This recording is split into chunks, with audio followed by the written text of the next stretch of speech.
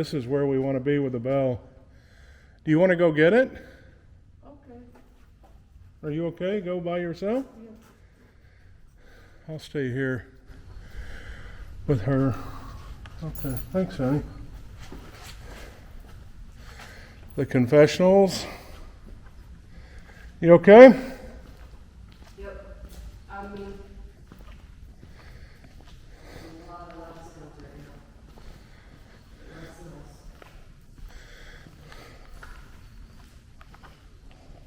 Well, I'm praying.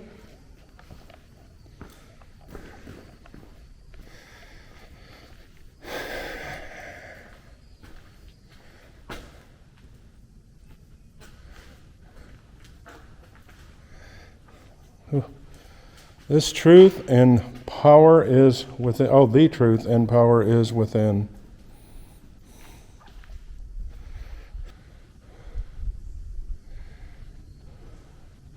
You would think this would be one place they would feel relatively safe.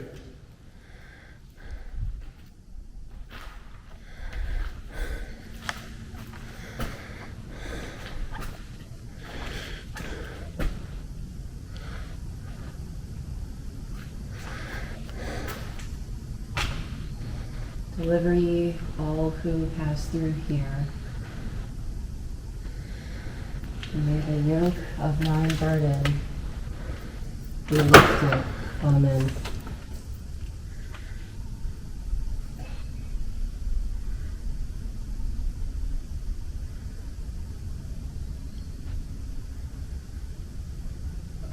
I don't know his name. It's a priest.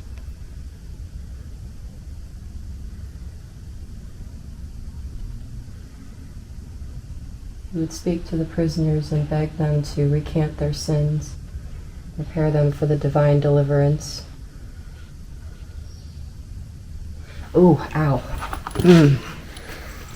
Hand hurts. Yeah. Keep that at a minimum, maybe, so you don't overdo it, huh? No, it's not that. It all of a sudden was like, and you're done here. Get out. Oh. So I turned around and I found Lauren leaning up against the door, kind of touching the door there, and she seemed very, very focused. And the next thing I know, she's speaking, and it sounds like she's praying or something. So what were you getting there? What were you hearing? So throughout the video, I try to verbalize things that I'm experiencing. So if I hear any sort of voices or noises, I try to verbalize those so that all of y'all can hear what I'm hearing. And at this part, I was actually hearing, whether it's a priest or a pastor, I'm not 100% sure. He was giving a sermon at the pulpit, and I was actually hearing him say this prayer aloud. So I was just repeating it as he was saying it. And, it was like mass was in session basically. And, he was saying this prayer over the prisoners. And yeah, it was just kind of a very solemn, quiet moment. And through that, I was just trying to connect more with the priest because it was kind of a combination of both a memory of the space, but I was also very tuned into the priest. His spirit was actually there. And I actually got a lot of pushback from him because he did not trust me at first when we were in the chapel. And I mean, rightly so, because as you can see, there's a lot of, just blasphemous, not nice graffiti in the chapel. And so, he's going to be very wary of anybody that comes into this space because most of the people that have come into this space have been very disrespectful. So, he's not quite sure what we're all about yet. So that's why he gave me a lot of pushback at first and didn't really want to give me any information, didn't want me probing and discovering anything. So once, he felt that I was tuning in to this prayer he was giving, he kind of shut it all down and he was just kind of get out. But before that, what you heard was, deliver all ye who pass through here, and may the yoke of thine burden be lifted. Amen. Yeah. And then what was the last thing that you got? The recant something, right? It was that was the whole prayer, and basically just the feeling behind it was that he was telling the prisoners that whatever sins they may have committed, their crimes for why they were there, anything they may have done while they're there in prison, that it's very important that they recant and gain forgiveness so that they can get into heaven. Because I mean, like, he's a priest; that's his job. That's what he's there for. So that's kind of the gist of what was going on. So one thing that just occurred to me as we're talking about this is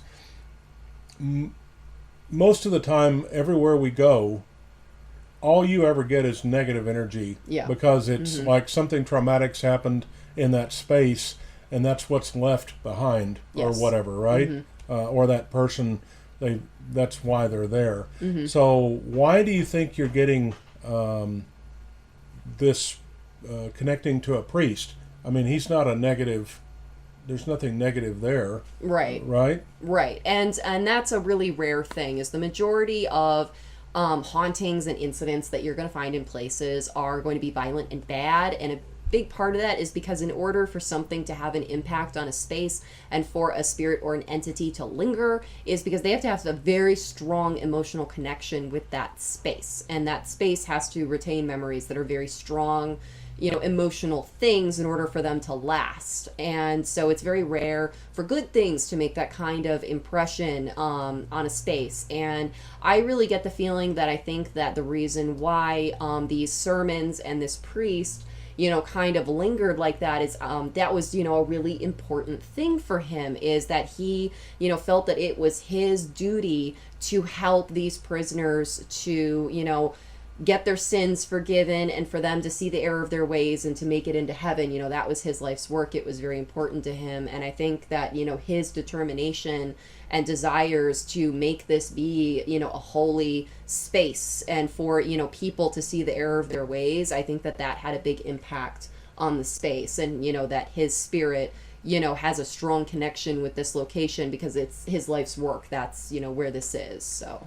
Interesting. And like I said, that's the first time I think we've encountered that together. Yes. So that's interesting.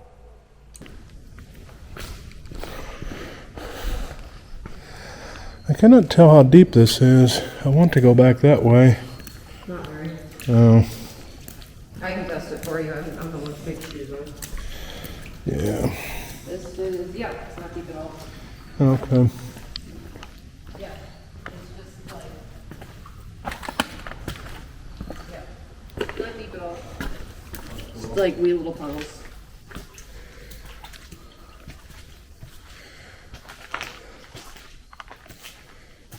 Mm-hmm.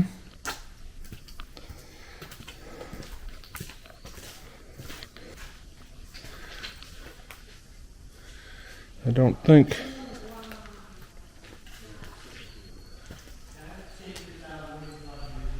Oh boy. Okay, hello, goodbye. All right. Something there? Yeah. Okay, so next we've gone into a hallway toward what looks like classrooms and admin areas next to the church. I wandered to the off. chapel. And Lauren goes off into this one room, and there's a huge power panel there where the electrical connections all came in. Probably Kind of like the breaker box or something like that. Right. And then what was happening when you went in there? So commonly, there will be, spirits and entities that will hang out around power sources, kind of like what we said earlier with the, juice bars draining and stuff like that. And even though the electricity is off in these spaces, there's no electricity. Any lighting you see is either natural lighting or Brian brought some lighting for the darker spaces. So there is no active electricity in this like breaker box. But, a lot of times spirits and entities don't really realize that. They kind of get stuck in a place, and that just kind of becomes their little like territory that they want to hang out in. And I think whatever it was, I'm not entirely sure what it was, if it was a human spirit or a non-human entity or what it was exactly. But it was just this thing that was hanging out on the breaker box. And when I went over there to investigate, it was almost kind of like an angry cat reacting at me. It hissed at me, and it was very much like, go away! This is my space! Get out of here! And when I encounter spirits that are like that, they're very combative, they're very, go away, leave me alone. I try to be respectful and leave them alone because honestly, nothing good is really going to come of that. I'm probably either going to be attacked or something bad is going to happen. I'm most likely not really going to get any information. It's just kind of at that point picking a fight, and I just prefer not to do that. That's very interesting. Yeah, I thought that was odd. It was very odd. Which ties into something that we discovered and discussed later about prisoners that were speaking to you out of the cells Yeah. that were saying, "Let me out of here." And I don't understand. If you're a ghost, you can go wherever you want, right? I mean, my God, you're not a physical person anymore. Even the bars shouldn't keep you in there. But there was ghosts that were in rooms where the door was open, and they were asking Warren to let them out. Why won't you let me out, right? Yeah. And Warren's explanation to me was, they're stupid. It's a little more complicated than that. It's a little more complicated than that. As I've mentioned previously with that like spirits and entities will get attached to areas and that becomes kind of like their territory. If a spirit is trapped in a space, so like if in life a prisoner is trapped in their cell, in death they are still going to be trapped there. They can't physically, the whole thing that people hear about, oh, the spirit can't move on. They can't move on from that space. So yes, they're a ghost and technically they could go be spooky wherever they want.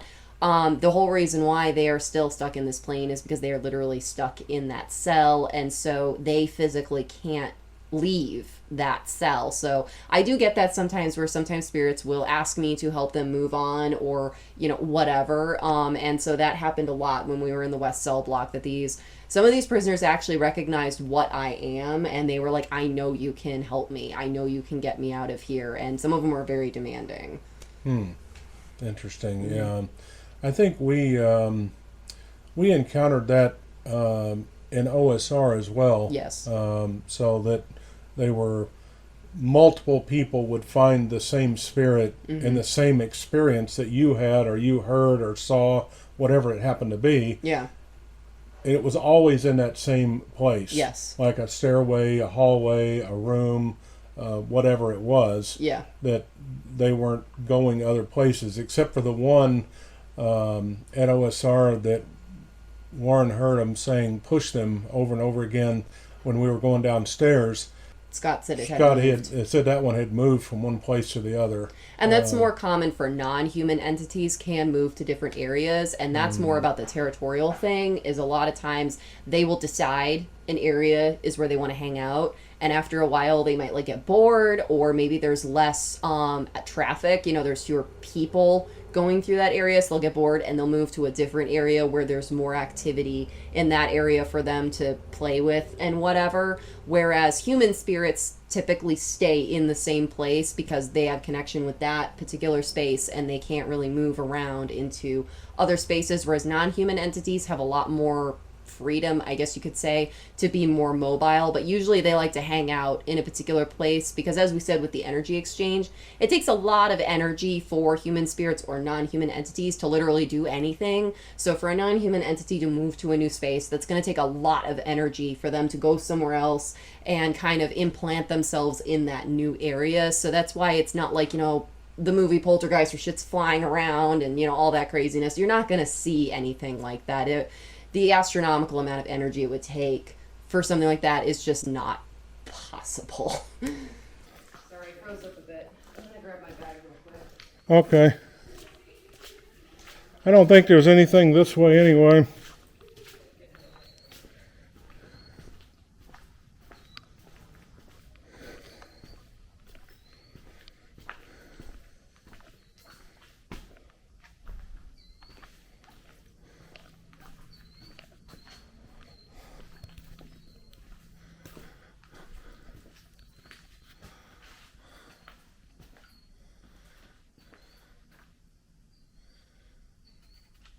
Some interesting graffiti.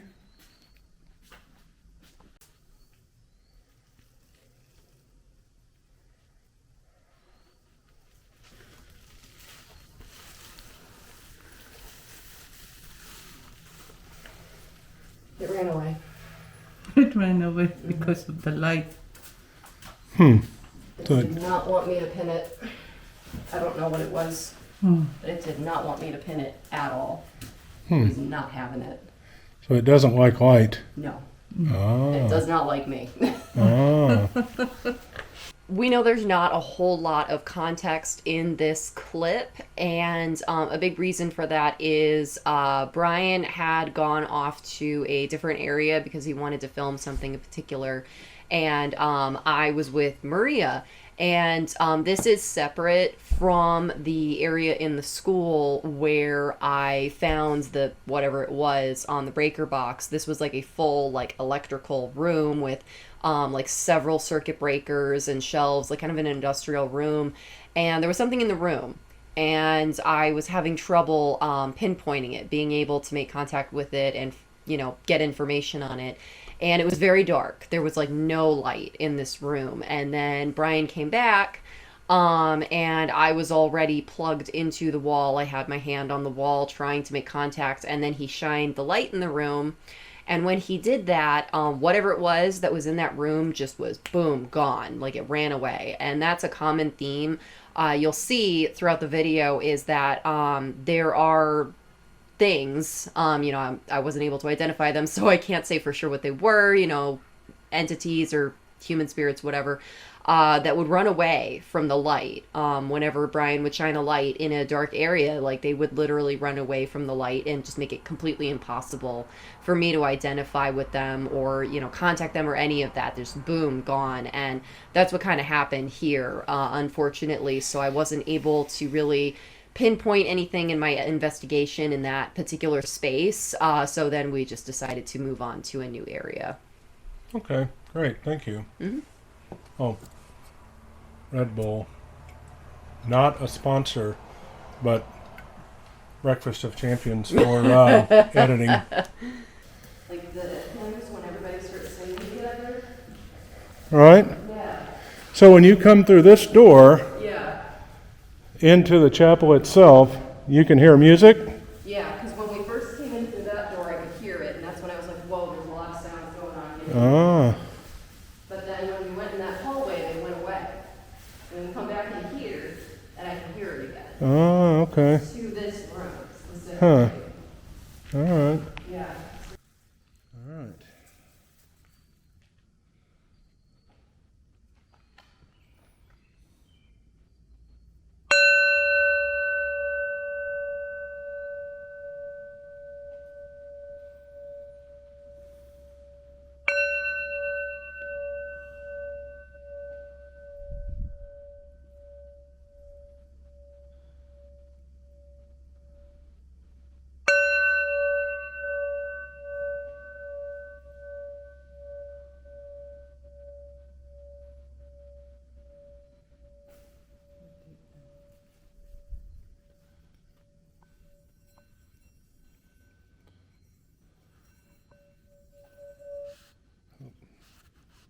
Keep going, they like it.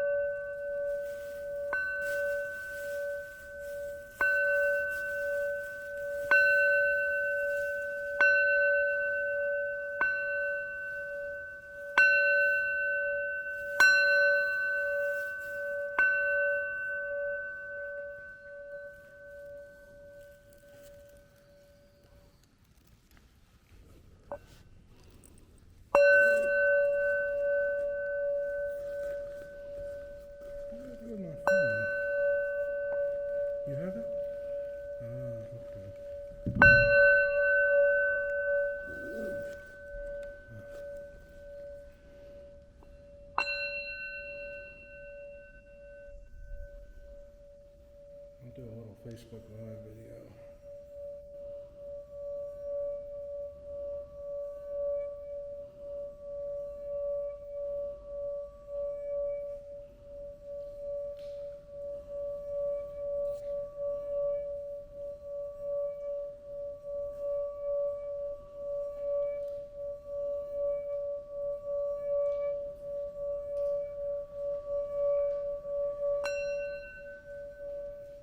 This is the prison chapel.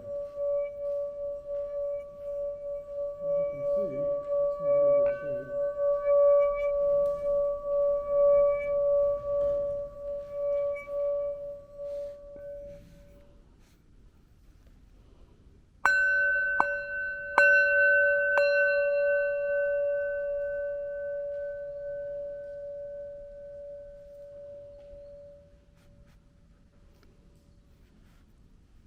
You've been watching our singing bowl experiment. I was curious. We had thought before we went, we have a lot of singing bowls here at the house. Being a Buddhist, I wanted to see what the impact, if any, of taking a singing bowl to one of the spaces at the prison might do. And when we found the chapel, I immediately thought, the perfect spot for it to see what would happen. We were just kind of testing it to see if there'd be any reaction at all, if it would excite them, subdue them, any reaction. We just were curious as to what it would be. Once we did it, you said that there was a change, or there was a reaction of some sort, right? Yes. So as I mentioned previously, this was one of those rare places where there was actually a positive presence. The priest, as well as the energy in the chapel, was a very positive place, despite all of the chaos of the vandals, over the years and stuff. Well, that being the chapel was positive. Yes. But when we went beyond the chapel, which the energy is was completely different. in the next video, you're going to see is different in the admin and the education area, right? Yes, very different. And it's immediately once I crossed the threshold of the doorway, it's like night and day, the energies. Yeah. And when Brian and Maria were playing the singing bowl, it just kind of magnified the positive energy in the chapel. It just had a very positive effect. The music that I was hearing in the chapel was getting not quite louder, but clearer. Like I could hear it better. I could understand it better. It was just general like church music, instrumental. There wasn't really any singing or anything, but it was very beautiful. It was very old-fashioned and beautiful. And it just kind of, became more intense as y'all were playing the singing bowl. And the priest also then, after that experience, trusted us. Once we had that experience, he was okay with us being there. We didn't have another direct interaction with him at all, but he just was more welcoming of us being in his space. He didn't have that same reaction of get out with us. But I remember you told me something afterwards or during it, I think, was you said they told you something to the effect of, that's the first nice thing anybody's done for us in a long time, right? Yes. Something to that effect? Yes. So that was actually Thomas who said that. So we got our second name, which was not the priest. It was I'm not sure if he was a prisoner or a worker at the prison or what the case was. I didn't get a lot of information, but we did have a spirit named Thomas who was hanging out in a corner of the chapel while we were playing the singing bowl. And he said to me that that was the first nice thing anyone has ever done in the chapel.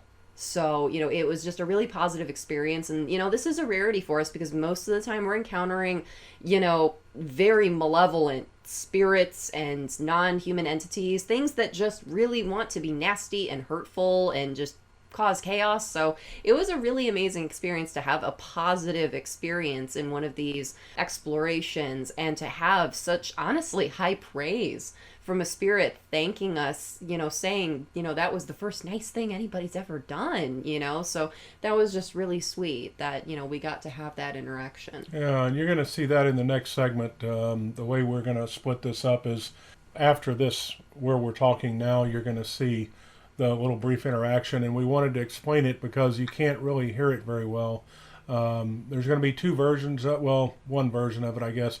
It's actually from a Facebook Live video that I was doing, because this camera was near the singing bowls when Lauren had this interaction, and I happened to have walked over there with your phone, with my on phone Facebook Live. in Facebook Live. But you can hear it, but it's not as clear. So we kind of wanted to give you some context and explain it. But it was interesting, and I was happy that the experiment worked. Yes. That my intuition of taking a singing bowl to a prison, or to an abandoned haunted place, would generate some kind of a response. And we obviously picked the right place in the prison for it. And we never did test it anywhere else. Never really had the opportunity for it. Yeah. But that felt like the right space for it. It worked out good. So I was Absolutely. pretty pleased. I mean, it was a pretty simple thing to do, and more curiosity on my part, I guess, than anything, just to see if we could get, something. And that is part of what we aim to do in a lot of these investigations. Is I often tell people, I only know what I know about the paranormal based on my personal experiences and the experiences of people that I personally know and trust. And so part of this is also learning for both of us to kind of learn more about how the paranormal world works, how all of this works, because it's really kind of a wibbly wobbly sort of scientific-y space to operate in. So, doing these kind of experiments helps us to learn about how things behave, and just going forward, what things we can and can't do in order to elicit responses and just gain more information. And if you haven't watched it already, I'll put a link up. Go watch the interview or whatever that we do with each other. It's a standalone interview that we did, just giving some background to how we got started in this. And it will give you a little feel for where we're both at, and why we are at the place we're at now. Yeah. So, all right, that's it. Enjoy this next little segment. It's not the best video, obviously, because it's we had to download it from Facebook to be able to use it, but you can kind of see our brief interaction with Thomas, which is the second name. Yes. We had 4 total, We right? had 4 total, yes. 4 total people. So William and Thomas so far. And 3 of them we caught on video. The 4th one, unfortunately, we did not catch on video. Right. Yeah. Okay. Bye.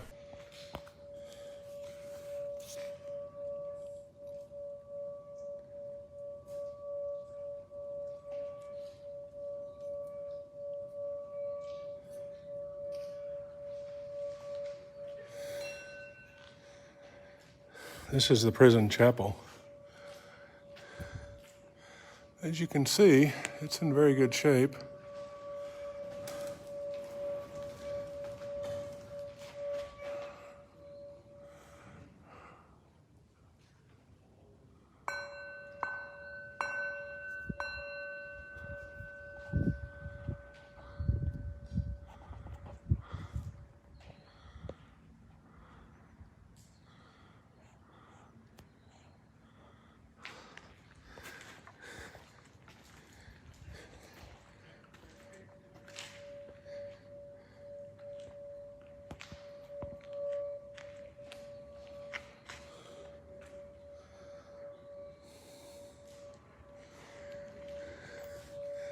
What can you say, Lauren?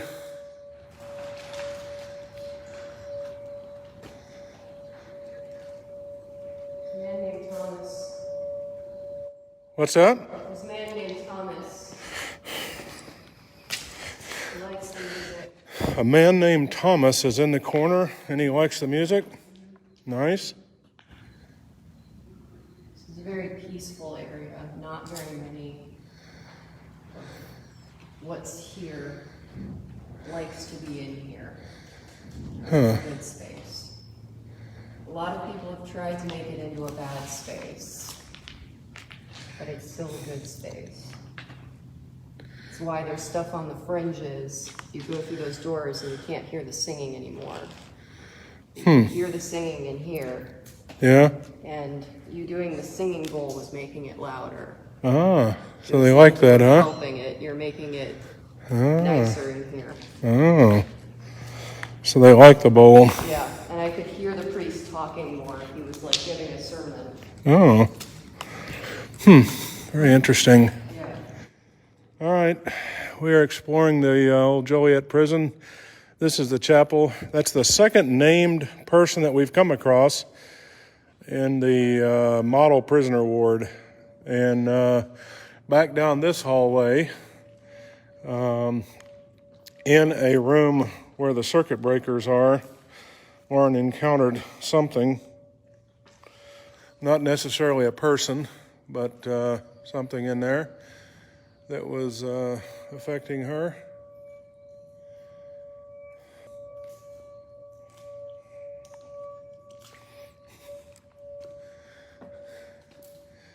Excellent, honey.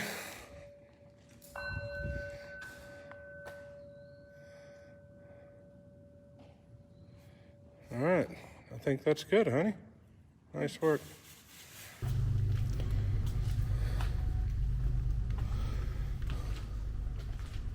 Whoa, yep. Different? Very big energy change, yeah. Huh. Especially since you played that music. Ah. Good or bad?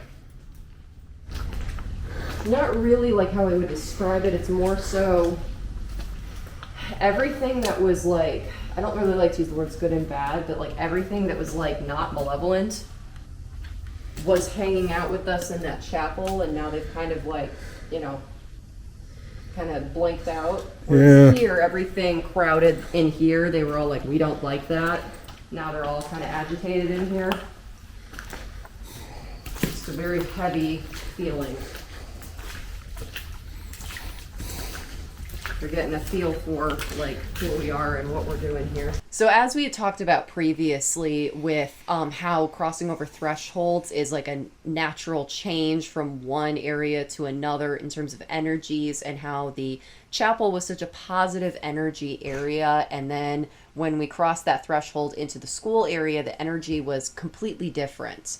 And so this is the second time that we went into the school area from the chapel. So this was after we played the singing bowl, and it also had a big impact on this school area. So basically all of the like stuff that was kind of hanging out on the fringes of the chapel kind of like escaped, like ran into this school area, similar to how like, you know, a lot of stuff didn't like the light that Brian was shining and like would run away from it. It was kind of similar to that. All the like malevolent sort of stuff that didn't like that positive energy just kind of tried to get away from the singing bowl. So, you know, we had more activity in the school area when we went in this second time. And the first time it was just kind of a quick little kind of like pass through before we went and got the singing bowl and went back to the chapel. So we didn't do a ton of exploration. This was definitely more of a more detailed exploration. So, you know, things definitely felt more intense. There was more activity going on. And then you initially walked into the first room on the right. That's where you found the big power source. Yes. Yeah, that's where the like breaker box was that had that whatever it was that hissed at me and wasn't happy when we came in the first time. So this is what the same area. Yeah. I just chose not to go in that particular room again and further upset it. Okay, great. Oh, you can't come in here. All right, this is darker down here, so let's crank up the light so we can see what we got here. And just so you can see in the video, this is what we can see if we turn the light off. I can see a bit better. I can see in the dark better. Yeah, but I can't record. Ah, a chalkboard. Yep. Nice. Cool. Some interesting writing on it. Have you met JP? Hey, El Chapo.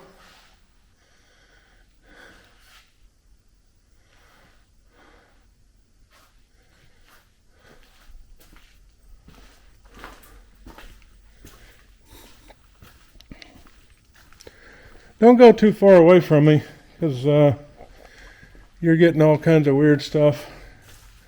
Oh, here's some more chalkboard writing. A lot of chalkboard writing. I hear a voice Yeah? saying, "Hello, can you hear me? Can anyone hear me?" That was me kicking something. That Yeah. was the noise. Okay, so we were further down. We could hear a voice, or actually, I would say we. She could hear a voice hello, can anyone hear me?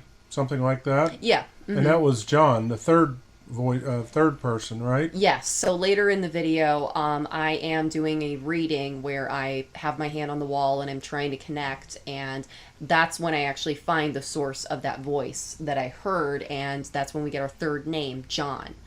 He told me that his name was John. I really didn't get a lot of other information from him. He was just kind of like very lost and, you know, just wanted some sort of connection. But he pretty much kind of went away, you know, immediately after giving me his name. Like, he was just kind of glad that I found him and paid attention to him, and that was kind of it. It was a very short interaction. There really wasn't a whole lot of information I could get from that experience. Okay, I was great. also having a hard time connecting because, unfortunately, it was a group event, so there were a lot of other people there. There was tour groups, and there were other photographers, and there was a photographer that was talking to Brian, and that was making it difficult for me to maintain the connection as well, so that might have had an impact. Right. Okay, thanks. I want to try to get this, but it's so bright on it. It doesn't. Huh. It's really hard. Stuff moving in the shadows. Stuff is trying to stay away from your light. Oh. There's a lot of movement. It's very distracting. Huh.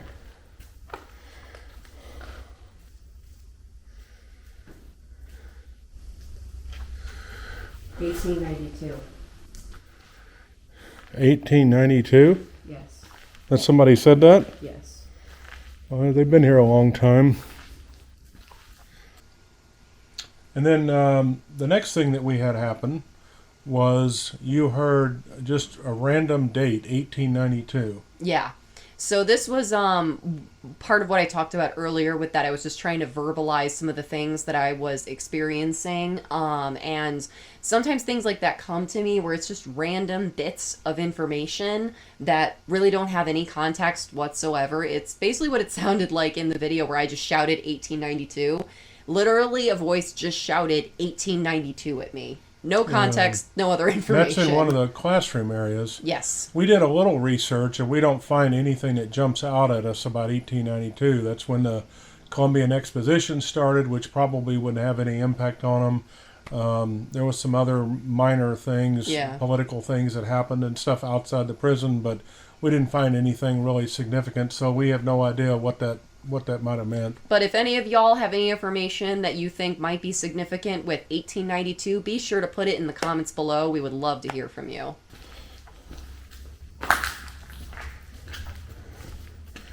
Save electricity. I don't think that's a problem anymore. Conservation for the war effort. Somebody said that? Yeah. Oh my. Okay, next one that you heard, I think we were out of the classroom, or maybe we were leaving the classroom. Yeah, we were about to leave. And you heard... I heard another random piece of information. It was, again, another voice that just shouted at me, conservation for the war effort.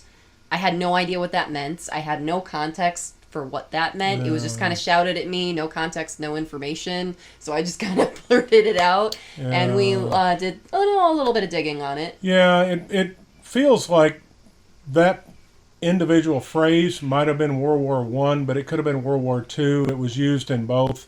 The biggest reference we found to it initially was World War One, but I think both. There was a lot of that type of activity going on for both World War One and World War II. So that was pretty old. So we don't really know other than that. We're not and there was nothing else given. No. So just random phrases for whatever reason. Yeah. Who knows? Maybe from a class that the people were taking. They could have been taking a history class, and that was what they got, or they were just blurting out crap to blurt out something, right? And that happens a lot, actually, a lot. In a lot of my past experiences, there's a lot that I omit from sharing just because there's a lot of random noise like that, honestly. When I do a paranormal investigation like this, I have so many like spirits and voices and just information just kind of shouted at me. A lot of it's really random and doesn't really have any context or meaning or, you know, beyond anything I can really glean. And so a lot of it is just kind of background noise at me. So this was the first investigation where I kind of verbalized some of that just to kind of show y'all that, you know, it's not always this crystal clear picture of me plugging in and being able to give these long descriptions of things that happened and names and specific information. Sometimes it's just conservation for the war being shouted at me for no reason. Yeah. So that's part of the experience. Okay, thanks. Mm-hmm. I'm getting real plugged in now. My hand's starting to hurt. You want to go out? No, I'm fine. I'm just like, I'm in it now. Like, I'm in it. I've got 1 foot in. You mentioned I've got 1 foot in now. Yeah. What did you mean by that? So it kind of means in terms of how connected I am with a location. So the physical amount of time that I spend in a location for a paranormal investigation, the longer I'm there, the more connected I become with the location. So the initial walking over the threshold into the prison was kind of like my first step into that realm and like having all of that hit me and getting all that information all at once. And then as I, you know, walk around and experience more of it and get more of that connection, I get more plugged in basically. And at this point, when I said I have 1 foot in right now, that's a phrase that I use to kind of evoke that idea of that you're straddling 2 worlds. You have 1 foot in the spiritual realm and you have 1 foot in the living realm. And that's kind of the perfect place. That's when I am the most plugged into an area. I have the most receptivity, that everything that I can possibly get out of that location, that's when I'm going to get the most information, the most details, you know, be able to connect better with everything. So that's just when, you know, the energy is really flowing. I'm connecting, I'm hearing, I'm seeing. That's when you're going to see the most stuff happen. Right. Because as I remember it, the first connection, well, literally the first connection was the wall outside the day before. Yes. Just like a very, very general feeling. Yeah. Right? Mm-hmm. Then you had the connection in the honor dorm where you felt like that there was a group of people talking to you, but maybe from a distance. Yes. So not maybe there, but from somewhere else. Yeah. But they were supposedly aware that you were there. Yes. Right? They wanted you to come see them. Then you've got this, and then the next level, the way I felt was when we get to the west cell block, and I go in, and then you have trouble getting in. And that's when you tell me, okay, we're at like level 6 now. Yeah. Because the west cell block was pretty intense. Yeah, it was very Right. intense. That was So, very difficult. Yeah, so it was like a gradual progression throughout the day. Yes. Right? Yes. Okay. Most definitely. All right, great. Thanks. Penises. I highly doubt this was. G-Bang was here. Oh, how creative. Sorry, Mom.